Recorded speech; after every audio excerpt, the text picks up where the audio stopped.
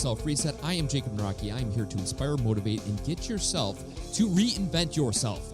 That's what Operation Self Reset is all about, giving you different tools, ideas, and lifestyle changes to make sure that your life is downright awesome. Today we have on a great gentleman. His name is Josh Hewitt. He is from Canada, and he has some great tips on health and how to get yourself moving in the right direction when it comes to health and eating and exercise and all that stuff. And I think, the people I bring on when it comes to health experts, we're not diving really deep. We're brushing, kind of the top surface when it comes to just getting inspired, kind of little tricks of the trade, things like that. And the reasoning I don't get too deep into physical fitness is because there's a lot of people that are all over the board, right? We got people that work out every single day. We got just runners. That's all they do is run. We have, lifters. We have people that walk around the gym and just talk to people, and then they leave, and they're like, oh, that was a good workout. So I just want to bring in people that can kind of give us some different ideas when it comes to health, because a strong body is truly a strong mind. And I would assume the reason why you're listening to this podcast is you want to improve yourself. And you know what? When it comes to health and fitness, we can always do a little bit more, right? So with that being said, let's dive into today's joke. The reason why I always do a joke, if you are new to this podcast, is because jokes release endorphins into your brain. It allows you to feel good for a couple of minutes here or a couple of seconds, depending on how funny the joke is. And, it's just something that I feel that it kind of invigorates and gives a little pep to the morning step here. So, what do you call a bee that lives in America? A USB. See, now I didn't say these jokes are really that funny, but it's all in the eye of the beholder, right? It's all about your perspective. If you find them hilarious, use it. Tell your coworkers, tell your children, tell your spouse or significant other. And if they laugh at you, great. And if they don't laugh at all, well, then not to bring that joke up again. So needless to say, let's talk with Josh Hewitt here again about physical fitness, getting yourself in the best shape possible so your mind can become very strong in the process too. We'll catch you on the backside of this episode. Today we have on the health expert, Josh Hewitt. Not only does he talk about nutrition, working out, staying fit, getting energy from food, and just being an active person, but he's also a danceaholic. And I tell you what, I might have to put his videos in the show notes because this guy has no remorse when it comes to getting on the dance floor. And Josh, recently you won a TB, right? Because you are such a good dancer. Hey. Yeah, like not having inhibitions that can pay off sometimes. Yeah, we're just had a little, it was actually a dinner that the real estate agents who we bought our home from recently hosted, and it was a little dance off. So I was like, what the heck, let me jump into that. I bought a 48-inch widescreen high def TV. Awesome. So it pays off. Yeah, for sure. Exactly. Getting out there and putting your neck out there does literally pay off. So Josh, my man, you're from Canada. Not too many people know a lot of Canadians because we're here in the U.S. Tell us about yourself. How did you get into the health and fitness industry? Well, I've always been interested in fitness in some way. I was a swimmer as I was growing up and running and whatnot, but it never became a passion until, as I think a lot of people can identify with, when there's a big life-changing moment. And often it might seem like a negative situation at the time, but that can be a point of transition in your life. And that's what happened with me. Something very big came up to sort of change the direction of my career path and everything. And can I tell you a little story about basically... Yeah, go for what brought me here? It was an accident. I was involved in quite a serious accident when I was 17 years old. It was a car rollover, and I was a passenger in the back. And I was thrown out of the vehicle and landed in the ditch. But this is on a highway too, so in between the two lanes of the highway. And I was picked up by the ambulance and everything, brought to the hospital. I was in quite a bit of pain. And they took x-rays of me, and the doctor came in and was quite blunt with me. And I guess he was assuming, just another teenager probably driving dangerously or whatever. And I asked him, am I going to be okay? What do the x-rays show? And he looks at me, and without any expression or anything, he says, no, you're not okay. Your back's broken. And he walks out. Wow. And you can imagine, how I'm feeling at the time, pretty vulnerable and at the mercy of the doctors and were there. And I was reviewing my entire life at that time, thinking, okay, what am I going to do now? Am I not going to be able to train anymore? Or like maybe I could find like a desk job, or how can I use my talents differently? And then a nurse came in and I asked her, the x-rays, the doctor said my back's broken and I can be able to walk again normally. And she kind of laughed, which I thought was cruel at the time, but she said, no, don't worry. It's a compression fracture. It'll heal. You're going to be fine. And, but it turns out, as I was looking at what happened later, the doctors, when I went to see the back doctor, the specialist, he said it was the strength training that I had been doing up to that point that protected me from more serious injury. So the fact that I had been hitting the gym and starting to train more regularly leading up to that, doing strength training, that's what, in my view, looking back, saved my life and basically enabled me to be where I am today. And that's when I sort of realized that not only did that protect me from like serious spinal cord injury, because of the muscles around my midsection were basically able to brace and protect me, but this was something that basically made it a passion for myself to help other people, but not only from like protecting them from trauma, from car accidents and something so extreme, and I'm sure you can recognize this, but people are basically destroying themselves by their lifestyle in a lot of ways. Sure. By the way, you're sitting at a desk, like, I was reading an article recently that inactivity is like the new smoking. Like, lack of activity is shortening people's life expectancy as much as taking on bad habits. And so, inactivity, obesity, crappy diet, these are really real threats. And strength training and changes in the way you eat and your lifestyle can save your lives literally in that respect as well. So I just took on something that in a very literal way probably completely protected me from a very serious, injury. And I'm applying that to a lot of other people as well in different aspects. It helps motivate me to see that this can actually save their lives as well, make serious changes in the way they live. Oh, for sure. I mean, and you and I were talking a little bit before this interview, how health really does affect everyone. You would be lying to yourself right now if you're like, oh, I'm not interested in this. And the reason why I brought you on is truly to awaken the people that maybe are in that haze of, you know what, I'm okay. I really don't have any chronic illnesses. I feel that I don't work out on a regular basis, but, I feel I eat decently. I don't, I'm not overweight. I feel I look good and I function well, and so I'm just going to continue on this path. But in reality, to get yourself to that next level, to really feel good, embrace life, and to be an asset to this world is to be your best self. And that not only is mentally, but also physically.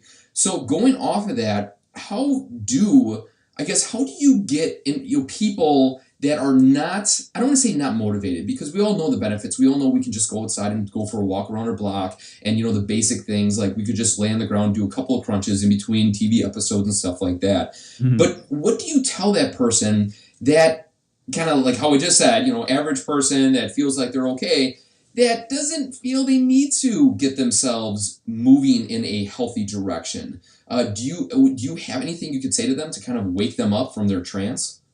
Well, there is, and every individual is different. And when I'm taking on clients and trying to help them assess what their goals are, then the next step is to really find out what's motivating them. You really have to look towards each person's individual situation and find out what is it that's really driving them to achieve these goals. And outside of just like, oh, my doctor told me this, or I want to lose a little bit of my gut. Usually you can relate that or tie that into a deeper desire or something that's really, they have a lot of emotional charge around. And that's the key, because if you can relate these very surface goals to make change in your life to something that really matters to them. Like, I want to be around for my family later in life. I want to be able to, like, when I have grandkids, I want to be able to pick them up and run with them. And I want to, things that, like, holy smokes, that attaches a strong image to this goal. This just really changes my view of where I want to be. That's the key. But the one thing I could just tell people right off the bat is, if you're not growing, essentially you're dying. Like, if you're not striving to do something to improve yourself or to grow, as a person, or to make changes, emotionally, physically, learn something, improve your health and wellness, then you're on a downward road towards drifting towards death. And might sound kind of harsh. And I'm not meaning to like freak people out or be a downer, right. But just coasting, there is no such thing as just coasting. There's no such thing as just sitting in your comfort zone. that's a false sort of image. Being comfortable, it sounds nice, but really, to be truly comfortable, you want to do something to improve yourself, do something to grow as a person. Always be trying to work on bettering yourself physically. It's otherwise stagnating or staying the same is going downhill. Right. Does that make sense? Oh, for sure. And this is kind of a shot over the bow. But you said, you always got to grow before, and kind of always improving yourself. What is one area that you are lacking in? I mean, obviously you're human. You're not doing. You're really good in the health and fitness, and you talk about it. You eat, breathe this stuff. But what is it that Josh is having difficulty with, or something that you can improve upon, or something that you have set up that you're going to improve upon come 2015? Okay, next question. No. You know what? For me, it's sleep right now, and that's that's not a new thing for me. Like I've got one of those Type A personalities where I take on a lot of projects, and I really want to accomplish a lot, and I'm very motivated and ambitious, and it can be easy to talk myself out of sleeping because I'm thinking, that's time I could be very productive doing something else. You know what I mean? Sure. I need to be doing something active all the time. And if I can, hold my eyes open for a couple hours more, I can get more done, kind of. And that's that productivity, that illusion of being productive when you're just basically half awake is a tough one, and I'm very aware of that. But that's one of my challenges. I would say, that would be my main thing going into the new year. And I've actually started reading. There's an amazing book which I'll just give a plug to right now called Essentialism, which I think Pat Flynn was also talking about. Yeah, sure. It's and so I just downloaded that an audiobook, and it has a huge section on sleep and that same habit that a lot of us who are very ambitious and motivated tend to get ourselves into. So that would be it for me. And sleep is incredibly important. And to be productive, if that's the goal, you cannot do that if your body and your mind are not rested.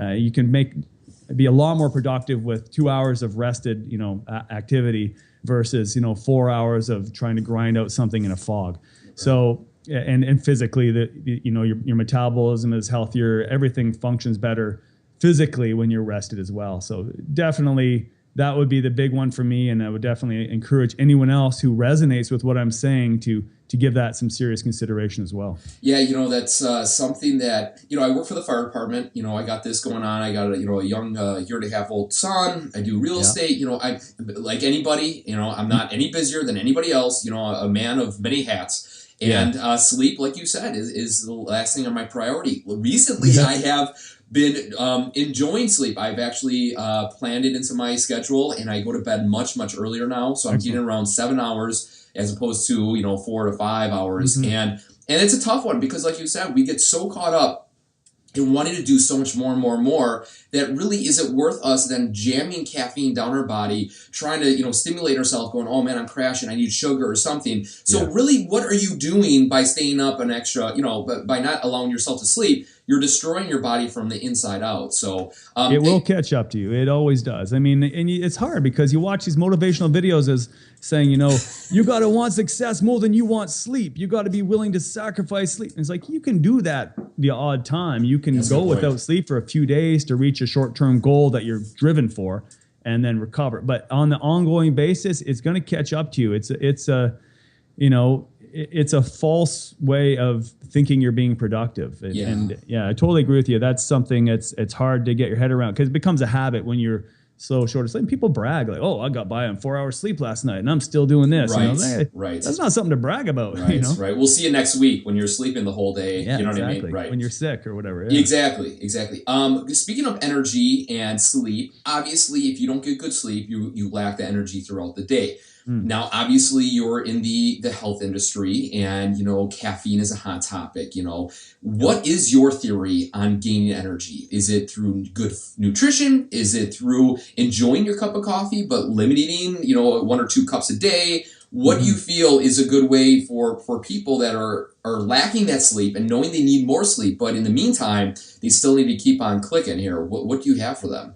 Yeah, actually, I got a blog post up on that. I'll give you a link to that after on please do. 7 ways to boost energy. And caffeine is one of them. And there are energy drinks and whatnot as well that you got to, I mean, for me, caffeine, and from what I've read, caffeine, it's a drug, but in small amounts or used sparingly when it's needed, it's not, the negative effects are negligible. They're very minimal. It's when people use it to survive, and they need 2 or 3 cups in the morning, then midday, and then they need that cup at night so they can stay awake to do. For me, I use caffeine very rarely in the morning, even if I'm really tired. I very rarely use it. I'll use it when I need before a workout if I want a little bit of a boost. So, occasionally, I think if it's used moderately and irregularly, it's a great aspect. But I want to get into something a little deeper around energy, because there's definitely nutrition and everything else, and movement plays into it. Yeah. But one thing that I think is often neglected, maybe we can tie into this a little bit later in our conversation as well, is your mindset. Because before you make changes in your body and using chemicals or food to get energy, your attitude and your mood and your focus is where you're going to drive a lot of your inspiration and your motivation. That's what's going to make you feel energized. And like an example would be, let's say you're grinding. Someone has a 9-to-5 office job they're not particularly thrilled about, and it's a grind to get out of bed early to get to that job. Or let's say it's a 6 a.m. to 5 job. But they're short of sleep, and they're always a little bit late, or a student trying to get to their first class in the morning, and it's like, I don't like this class.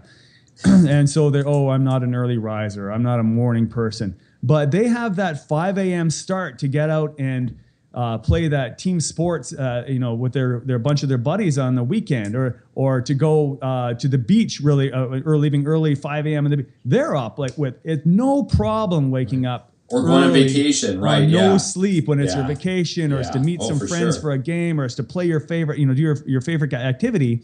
All of a sudden you have all of this energy. Where did that come from? Because I didn't get more sleep than I normally did. Yeah, I didn't pound caffeine in. But you don't feel that physical fatigue because your mindset and your focus is on something that drives you.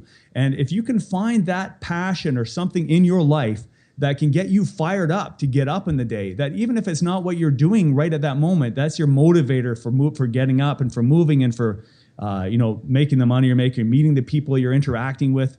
If there's something that can inspire you, or even just something that you can put on your head to wake up and then focus on that thing that moves you, that can be, something you're just looking forward to. That can be where most of your energy is going to come from, because a lot of us focus on the stuff that we're, pissed off about, pardon my French, but that we don't want in our lives. But if we can change that focus to be we talked about, who is it? Anthony Robbins talked about waking up with an attitude of gratitude. Find out like a few things when you first wake up that you're really grateful for, and then let that be your motivation. So that would be the first thing. And then obviously, does that make sense to you? Totally. Yeah. No. Right? And it's the truth.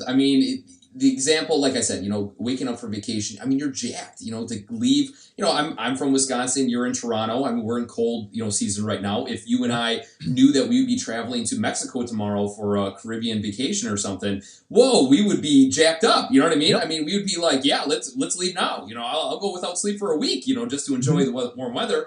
But like you said, you got to find those things. And it's tough in the daily grind. You kind of lose track of that. And that's why you let yourself go. You don't wake up with that enthusiasm and all that stuff, because it's the daily grind. You're going to sit in traffic, daily routine. It's boring, all that stuff. So like you said, for sure. If you find that one, you have to consciously set your own habits, or else other people are going to set them for you. You got to make a conscious effort to do that, because routine and habit will take over otherwise. Oh, for sure. But certainly, you touched on a few other things. Certainly making changes in your nutrition. If you're getting, very nutrient dense foods, and you're making sure that you're, and for me, as far as physique transformation, we can get into that a little bit too, losing fat, gaining muscle, changing your body. I'm a big believer in that. A lot of it comes down to your macros and your calories. Like, you got to manipulate your calories and be aware where your protein, fats, and carbs are.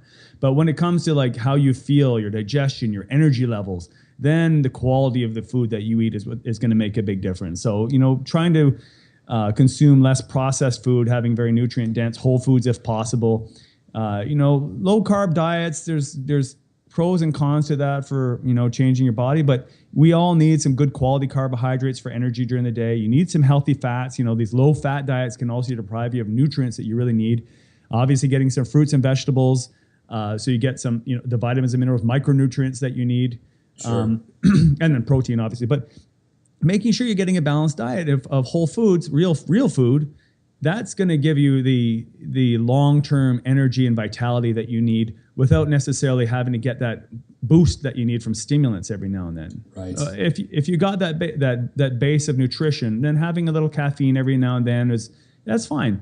And then finally, exercise. And people are like, "Oh, come on! Like we're talking about needing more energy. I don't have the energy to exercise." Well, and that's it. True. That's Very going to true. burn me right out. Right. I'll lose all my energy. Right. But you know just as well as I do, and it's hard to convince people of this. That it's hard. It's like it's inertia. Like if you're not moving, to get moving is tough. But once you get moving, you get that momentum. That's what keeps you moving. It accelerates, and it's hard to get people to understand. But that once you start to move, you start to exercise, that's going to give you more energy. Your body craves motion. Our bodies are designed to move, not sit in front of a desk. It's the sitting and the inactivity that drains us and makes us feel tired and low energy. Actually getting up and moving and expending energy helps our bodies metabolize food better, generate more energy, gives us more mitochondria developed in our muscles, which are the powerhouses of our muscles, of our body. And gets oxygen and nutrients to our brain, which makes us feel awake and focused and alive. So just moving, just getting out and moving. I'm not even talking about a specific program initially. Sure. Get outside, expose yourself to some fresh air, walk, get some sunlight, and move. That will energize you and more than in the long term, and more than a shot of caffeine will. Oh, for sure. And to go off of to step back a little bit about the food.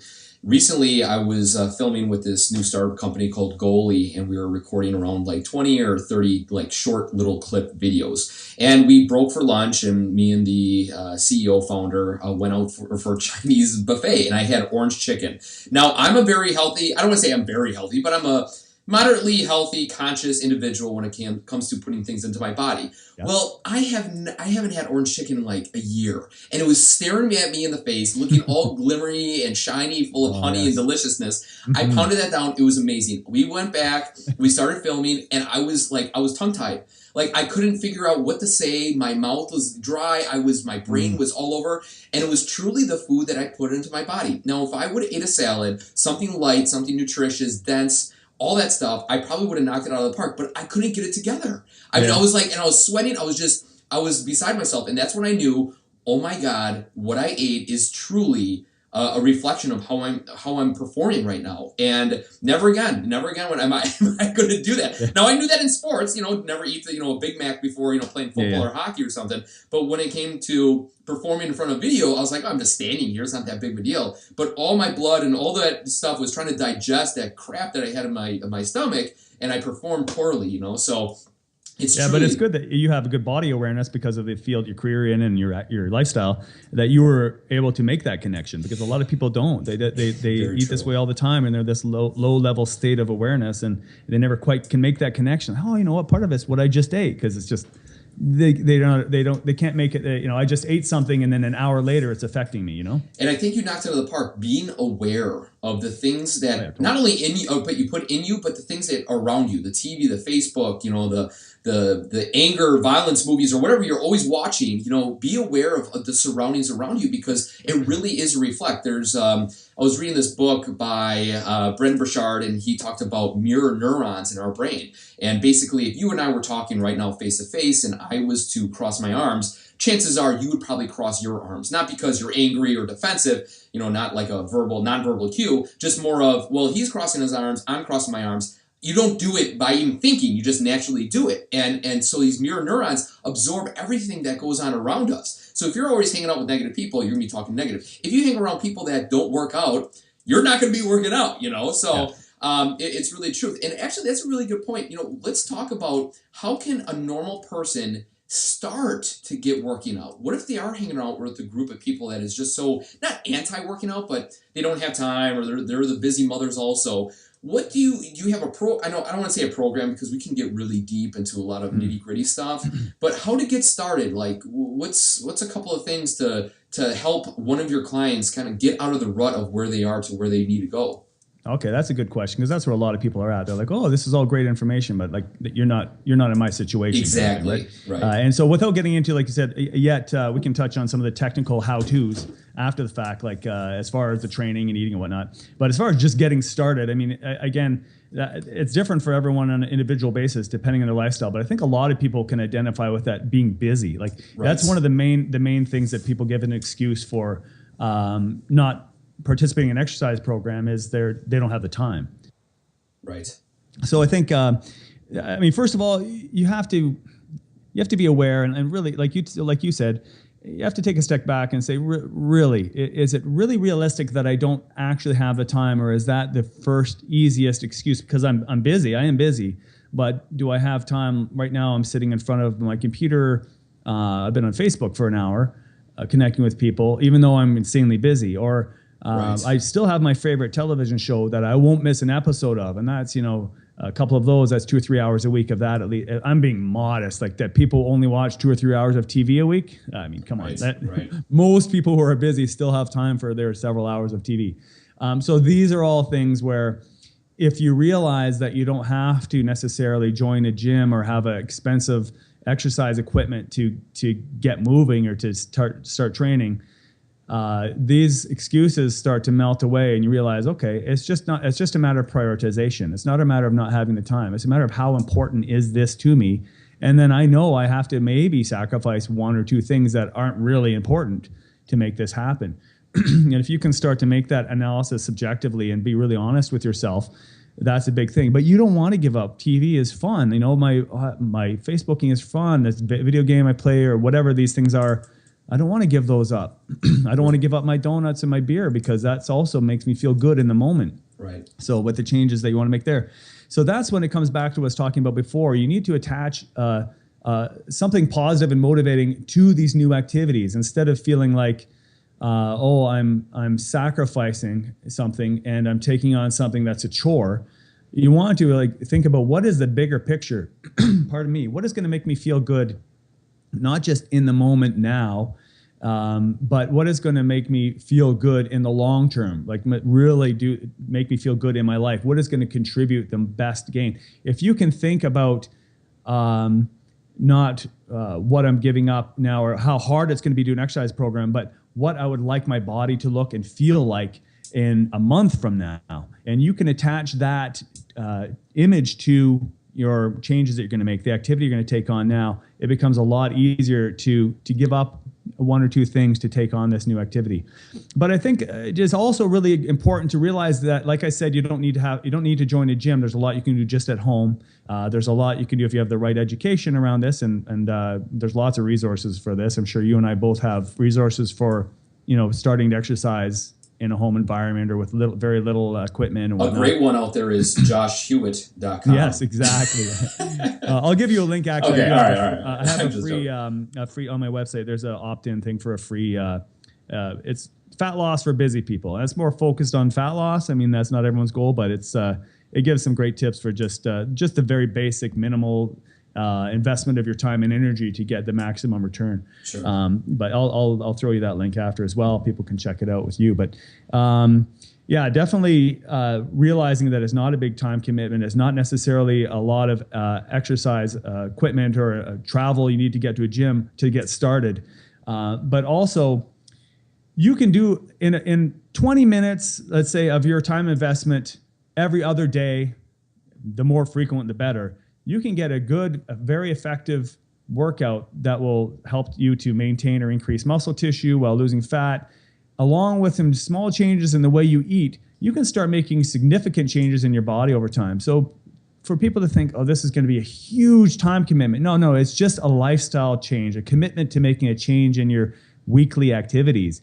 It doesn't have to be a big investment. It just has to be a commitment to an ongoing long-term process. And if you can see that as, it's just a small thing that I'm going to make part of my lifestyle, and the return on my investment is going to be huge, and then attach that picture of that big desire you have down the road to it, that's where I think that's the message I would give out to people. And that was sort of a little bit convoluted, but you get the basic idea I'm talking about, right? No, for sure. And I think you brought up a good point. People think, well, to get in shape, I have to become a member of a gym. The great thing is, you can go on YouTube and look for 5-minute abs or something. You know what I mean? Yeah. And there's great people out there that are putting out some awesome free content. The thing is, are you willing to break your old habit to embrace the new you? They say on average it takes around 21 days for fully a new habit to be implemented into your life, for you to feel almost guilty when you don't work out. That's the stage where you want to get to. Wouldn't you say, when you kind of get in this routine and then you miss a day, and maybe you miss a day because it's your cheat day or whatever, fine. But when it's your regular day and you're just sitting there watching TV instead of doing that plank or, jumping jacks for 2 minutes, whatever it is, you want to have that, oh man, I really should be doing that. You almost that guiltiness. I get, and that for some people, and sometimes guilt, and in the way you framed it, I don't think guilt over something. Yeah, sure. It can be a motivator for sure, and if it's used productively, sure. But it doesn't even have to be like people say, oh, I should do this, I should do this. Sometimes people end up shoulding all over themselves, basically, right? So I like to take the should out of it, and have it be something that you want to do. Like I don't always just feel like I should work out now.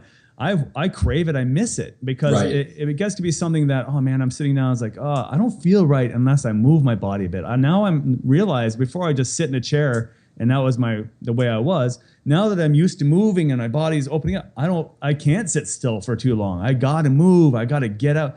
And you're like, that's how I would keep trying to have people reframe it. And that gets back to the mental side of things, where if you can get a motivator that's positively oriented, that's something you want to get to, you're always being compelled to move, drawn towards that. And the closer you get to achieving your goals, your ideal physique, your energy levels, not just the way you want to look, but the way you want to feel. Or if you have, you gave the example of people that there's not really anything wrong with me, I'm doing okay, but I don't need to take. But some people, that they're fine now, but it comes like it comes like a ticking time bomb. Like the symptoms and the problems present down the road, and it seems like, oh, I have high blood pressure now. It just came up. It's like, no. That was building up over years and years of you saying, oh, I'm okay. And then, my cholesterol, I am actually a little overweight now, but that didn't just happen. Like, do you mind if I segue into my own personal story on that? Yeah, sure. Let's do it. Because I'm a trainer, right? So for me to be fit and to be in shape, it's always sort of took it for granted. But I think of the one thing that's constant in everyone's life, you can agree, is change, right? There is no consistency. There's always going to be change, which is good, but you got to be ready to ride that change in the direction you want. And when my wife and I, shortly after we're married, and we got a home, and then we both became self-employed. We had my beautiful daughter, and I just turned 40. So I became, in a couple of years, became a homeowner, business owner, basically self-employed, and a father, and turned 40. And I think you can agree that things change when you get into self-employment and when you have a family and whatnot. Yeah. And for sure, people that get into their middle age or 40s, they can also recognize there's some changes that come with that. And even hormonally, even though it's gradual, you start to feel it a little bit. And I felt like I looked in the mirror one day and I was like, okay, who the heck is that staring back at me? Because I didn't recognize myself. All of a sudden, I was a little bit paunchy, like looking softer. I still had some muscle mass. I was still training, but attention to my diet had gone down. That was not on my priority list anymore for a while. I had a lot of other things to think about. My sleep habits were not very good. And there was sort of a sick, tired, slightly out of shape guy looking back at me. And I was like, whoa, I'm supposed to be the inspiration and the motivation to my clients. I'm supposed to be leading from the front. You know what I mean? Right. And that was an eye opener, because it didn't just happen that night. I woke up the next morning and saw, oh, something happened overnight. And I'm all of a sudden not who I thought, I can't recognize myself anymore. That was very gradually over that, period of 2 or 3 years. And some people it's many years that builds up.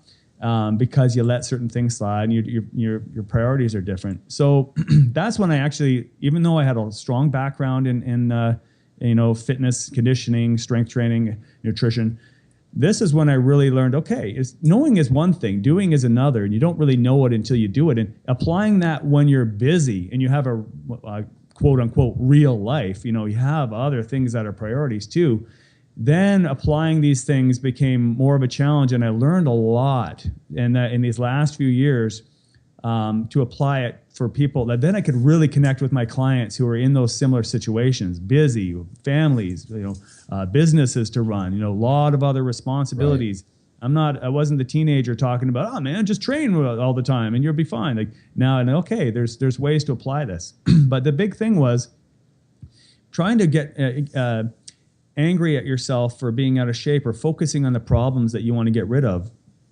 That doesn't work in the long term, because that might get you started. I got to get rid of this gut, or I got to get rid of my high blood pressure. And you start to take action, train, and make changes to the way you eat, and you start to get some results. Well, what happens if your motivator is your gut and your gut starts to go down? You lose motivation. You actually, if your motivator was my big gut, it starts to go away. Your motivation is less. You actually lose your motivator because it's coming from the negative. It's like, oh, I don't have the big gut anymore. Okay, that's cool. And then you start to slack back on it. So it's like a negative magnet that's repelling you. But the further you get away, the less that repulsion is, the less strong the motivation is. Does that make sense? Oh, totally. Yeah. Whereas if you're focusing on achieving a positive goal and you always put your mental focus, your mindset on what you want to accomplish, and this isn't new information. If people are, looking at law of attraction or anything, or in psychology, they've probably heard something similar to this. But I mean, if you apply it very realistically in your life to like, what do I want to achieve? What do I want to be like, look like, feel like? What kind of body do I want? What sort of energy do I want? Maybe I can attach a little goal. I want to be able to do 10 push-ups I never could do before. Just anything that you can put as a positive goal or aspiration to move towards. Then the closer you get towards that goal, the stronger your motivation will become, the more attracted towards it you become. So that is something that can help keep you motivated on a greater extent the more progress you make, rather than focusing on the negative, which the motivation dies off over time as you start to make a little bit of progress. Oh, for sure. When it comes to this stuff, it's literally a lifestyle change, and going off of that, for me, I'm 200 pounds, 6 foot, I feel very much in shape. And, people are like, oh, how do you stay, so fit and active? And I'm like, every day is a battle. Like, do you think the Firehouse is known for sweets and cookies and, treats, and people are bringing in, desserts. And every day is a battle, so yep. It's, to think to yourself, well, I'm just going to work until my gut I lose my gut. Well, if you then celebrate for weeks on end, you're back to where you were, So going off of that, what do you say to people? Like, I know there's a lot of, Tim Ferriss is a big proponent of cheat days. Just go all out one day a week or whatever it is. What's your theory on cheat day? Because to be honest, to have us, drink a green smoothie, oatmeal, and, grass-fed meat every single day, not only does it get boring, but we need that excitement in our palate. What do you say that you can tell the people to kind of work hard during the week, focus on their diet, and then when can they splurge? Well, that's, again, the answer is it's different for everybody. So some people, if they have that cheat day, I loved cheat days. I did it for a long time. Then I started changing my mindset, talking to a few friends who apply flexible dieting, which IIFYM, which you may have heard of. And I like some elements of that. I think a lot of people that take it on make the mistake of thinking it's a junk food diet. But I started to change my view around cheat days, in that although there are benefits to a day where you have more calories, a little bit higher calories, especially if you're trying to lose weight and you're in a little caloric deficit, you're eating a little less than you need for a week or two. It's nice to have a high calorie day. It gets your thyroid activated and keeps you your metabolism up and lets you indulge a little bit. Sure. Some people, when they have that day, that's called a cheat day or a splurge day, that can give them a sense of satiety, maybe even turn them off eating that kind of food or such amounts for a few days. Like, I don't want to do that again for a while. Right. And get them back on track and help keep them focused. Some days some people, that's just a trigger for having them go back to old habits, and that might not be appropriate for them, right? The cheat day might not be there. So you got to look at the individual. You got to be honest with yourself of what works for you. But what I also find is when some people work well with strict guidelines, I'm not going to eat this, I'm going to eat these amounts. But often being a little bit more flexible with what you eat allows you to not feel so restricted, and it can become a lifestyle. So what I call a flexibility is make sure that like 80 to 90% or, the majority of the food you're eating is good, whole, healthy food. There's certain guidelines I recommend. If you're trying to lose weight, you're in a little bit of a caloric deficit. You're trying to put on some muscle, you're in a little bit of a caloric surplus. You eat a little bit more. Portions are a little bigger if you're trying to gain. Portions a little smaller if you're trying to lose. It's not rocket science. Sure. And always make sure you get enough protein. That's what helps you spare muscle, keep muscle on when you're losing fat. A little more, keep a good amount of protein when you're trying to build muscle, because protein is required for muscle building. And aside from that, the remainder of your calories are from fats and carbohydrates. And you want to make sure you're getting, like I said, vegetables in with those so that you're getting your micronutrients. If you're meeting some basic healthy food requirements, your calories are where you need to be, you're getting good protein. If you're having a slice of pizza, you're having a muffin or a treat or a sweet with one of your meals, or if 10 to 20% of your food intake is so-called junk food or cheat day food, but it fits within you're still getting your nutrient needs and your calories are where they need to be, then allow yourself to have those treats during the week as well. Like you can be flexible with it as long as it's your majority of what you're eating is healthy whole food. You know what I mean? Like you can be eating very healthy but still allow a treat. Yeah. No, and I think that flexible dieting, I think that's really cool. I think that's a really good way for people not to feel like they have to shut out everything cold turkey. Obviously, it's not good to have cookies as a side for your dinner, but along with that, it's okay to nibble on a few or whatever to get that sweetness kick or whatever, or just to feel like, hey, you know what? I worked my butt off today. I had a really outstanding workout. You know what? I'll have a cookie within reason. But, sometimes people are either or, and it's tough to say over the microphone what is right for you, the person that's listening to this, because some of you guys are like, well, if I have one cookie, I eat the whole box, if I have a cheat day, it's probably going to be into a cheat month, So then, exactly. Then those will be the people that maybe they'll have a cookie for dessert during the week each day, as opposed to a box of cookies on the weekend. They might be better off with having that. Now, again, like you say, let yourself have a little treat here and there, but you don't let that take the place of real food. Like if you're going out eating fast food all of the time, that's not what I'm talking about. That's where you're right. You're not paying attention. You're replacing good nutrition with crap. You're gonna feel the results of that. Very true. Right. Very true. Obviously, you work with a lot of people. You're a man that's very much involved in the online space when it comes to health and fitness, and probably a lot of people are bouncing on questions off you, and you're responding. That's how you get ideas for your blog posts and everything like that. But what is a reoccurring thing that people are always asking about? Is it just general weight loss? Is it what's the right protein for me? How do I keep energy up? This seems to be a reoccurring theme when it comes to yourself, people asking you. Yeah, I mean, there's all sorts of specific questions, and there's some around injury prevention, there's some around specific diets or training. But it comes down to, and this is not probably going to be a surprise, I mean, because I am in the fitness industry, focused more around physique transformation, that it is mostly around fat loss primarily. Okay. And then secondarily would be gaining muscle or changing your physique, like a lot of people call it more muscle tone, but Sure. That's however they identify it. So it'd still be, it's mostly gaining muscle, losing fat. No, nothing strange around that.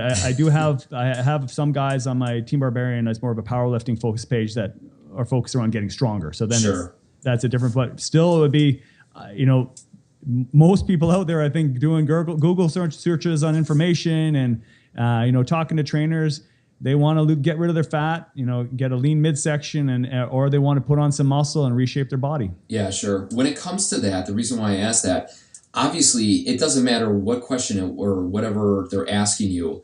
It all comes back down to mindset, right? I mean, it's all about self-control, willpower, habits, implementing different things into your life to see the results that you want.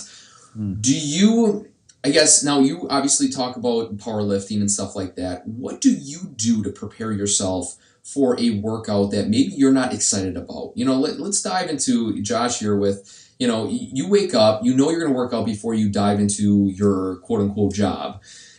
how do you get yourself pepped up? I mean, obviously, yeah, we could drink the coffee and, all that jazz we've been talking about for the last half an hour here. But what do you do to kind of get yourself in that right mindset to have a very good workout? Well, that's a good point. It does all come down to mindset. And before I get into that, because I do have a few things that I do apply, and it's very important because even if you're not tired, like sometimes to get into a workout, it's not just the time that's an issue. It's the fact that you've just been focusing on taking conference calls at work and dealing with your boss's crap, and then you got a stack of files on your desk. And you get home, you just want to just crash on the couch, or even if you're not tired, it's like, oh, how can I get my head out of this space and into the space of working out? And even in my my e-course that I have on my website that I talked to you about, I go through 4 factors. I call it the formula for fat loss.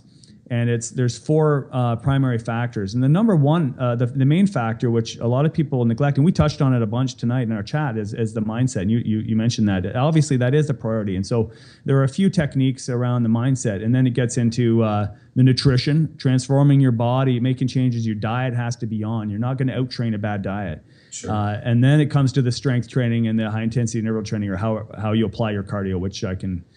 that's a whole other topic, but the mindset, that we talked about focus, where you put your focus, what I want to achieve in the long term, that applies to your workout too. What do I want to accomplish in this workout? So you focus on what you want, ideally how you want your workout to go, what you want to do. And then that attaches onto focus. The technique I use is visualization. And it sounds fancy, the hypnotherapy sort of thing. All that is just quieting your mind and then closing your eyes and picturing what you want to, like how you want your workout to go in the best possible scenario, best case. And you just think about it, how good the exercises are going to feel, how your muscles are responding, how everything's going to be, go smoothly and comfortably. And you visualize that before you go to the gym. And that not only motivates me, but it sets me up for a very good workout and a stronger workout as well. Yeah. No, and then affirmations, sorry to interrupt you, but yeah, this thing that I would combine with that is affirmations. And these seem silly. That's like the affirmations or declarations are where you just positive self-talk about what you want to achieve. So you're feeling tired, you say, okay, you know what? I'm strong and full of energy. Boom. That's an affirmation. Simple. Right. People do it all the time. Like think, well, I'm not going to do this. Like, Stuart Smalley, there's a spoof on, I think it's Saturday Night Live. Or he's exactly. like, I'm good enough, I'm strong enough, and doggone it, people like me, right? Yeah, and it's like, oh, affirmations, or that's, that's for the motivational speaker sort of thing. We do it all the time. We give ourselves, negative self-talk, or we give ourselves positive affirmations in our head, like whether we do it outside or not. Like we're like, oh man, I'm dead tired, and this is killing me. That you just gave yourself a declaration, you know what I mean? Like without, that's not very motivating. Or saying, I don't want to go work out. Yeah, I don't want to work out. I don't feel it. I can't do that. I'm not feeling it today. Yeah, not feeling it today. Right. Yeah, it ain't happening. Right. But then you could also, if you're like in the midst of a tough project, people also subconsciously give themselves like, oh man, you know what? I can do this. Right. Boom. You just gave yourself an affirmation. So if you just consciously do that, don't feel silly about it. Just say, you know what? I'm going to have a strong workout today. Boom. That's simple. You just tell yourself stuff like this, like, I can do this. I'm going to get to the gym. It's not going to take me that long, and I'm going to have energy when I get there. Right. Okay, that stuff is silly, but if you take the time, focus on what you want, visualize it, and then have an affirmation or two that will support that, those are some 3 really simple techniques to help you get you driven to get to the gym, and then have your shot of coffee. Right. Exactly. Yeah, a little follow-up. Exactly. Little chaser. Awesome, Josh. Truly, this. Obviously, you're very much educated in the realm of health and fitness and everything like that. And like you said, the things that we're talking about is not rocket science. This is not something that's groundbreaking.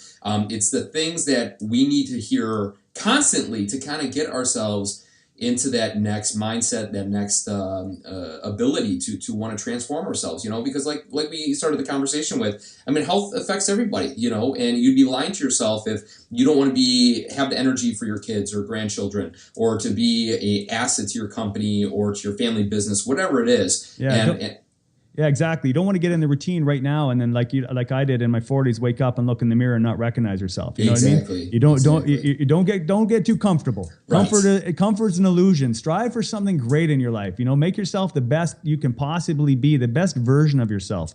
If you're striving for that, it's hard to get started, but everything down the road will be so much easier. It's the people that are willing to do the stuff today that other people won't do are going to have the things and be what they want to. You know, later in life, they're going to be the things that other people can't be. Oh, dude, well said. No, for sure. Last question I always follow up with, what does a self-reset mean to you? A self-reset. Oh, that's a good question. Yeah, again, I guess for me, it would still come down to the mental aspect of things. I mean, and it made me think a lot in this book I'm reading, The Essentialism. A lot of people they're so pulled in so many different directions by so many goals coming from themselves and other expectations of other people that it gets confusing. There's so much misinformation out there. I think Operation Reset for me would be to just cut back to the essentials, the core of what your core values is. What is it really, the essence of what's important to you in life? And if you can cut out all the rest, instead of trying to add more into your life, cut everything else and find out what is it that really is meaningful to me. And you can let that drive you to motivate you to make some changes. I think that's what will help you reset. It's like flicking the switch to get rid of all of the noise and coming down to what's the voice that's still remaining there. I think that's what's going to help drive you. That's going to help shape the new person that you're going to be. And like you said, it's not rocket science. We're searching for that new fancy thing, that the information that's going to blow it all out of the water and change the way we look at life. Often it's the simplest things that are already right in front of you. I remember the saying, if you want to become a master of the basics. And it's often those few basic things that we can get back to the basics. That's where we're going to find success. Oh, dude, that was actually really well said. Getting back to that foundation of what is it that you really want to achieve, pulling back all those layers. Because as you know, in this life and society, we're bombarded with products and, pills and one-step processing and all that stuff. I think that's a really, really awesome explanation for a self-reset, Josh, my man. Oh, that was good. First of all, how can people get in touch with you and check out what you're doing online?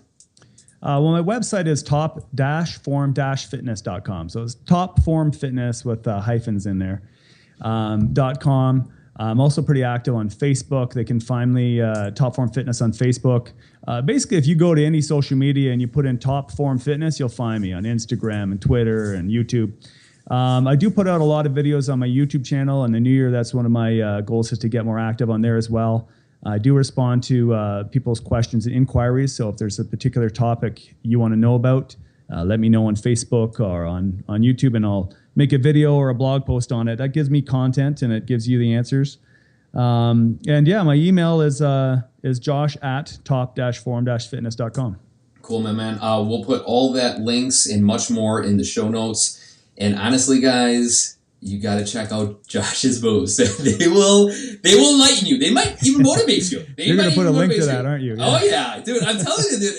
I tip my hat off to anybody that gets out there and does it. And the best part is it's recorded and actually very good footage. You know what? Yeah, you know what? Just what your viewer or what your listeners can take from this is you can get out of your comfort zone. It's going to reward you. Do something today that's going to get you uncomfortable. Do something that's a little silly, that's a little out of the ordinary. It's not quite what you might have done in the routine.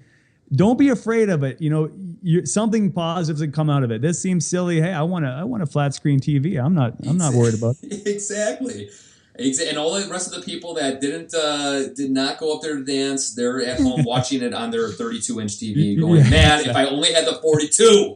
Gosh. Yeah. But I got a lot of props from it too. A lot of people coming up, and now they know me, and so sometimes it's fun to not take yourself too seriously. Exactly. That's what life's all about, my man. Cool, dude. Well, we'll keep in touch, and we'll talk to you soon. I look forward to it, Jacob. Thanks to my man Josh Hewitt for coming on the Operation Self Reset podcast.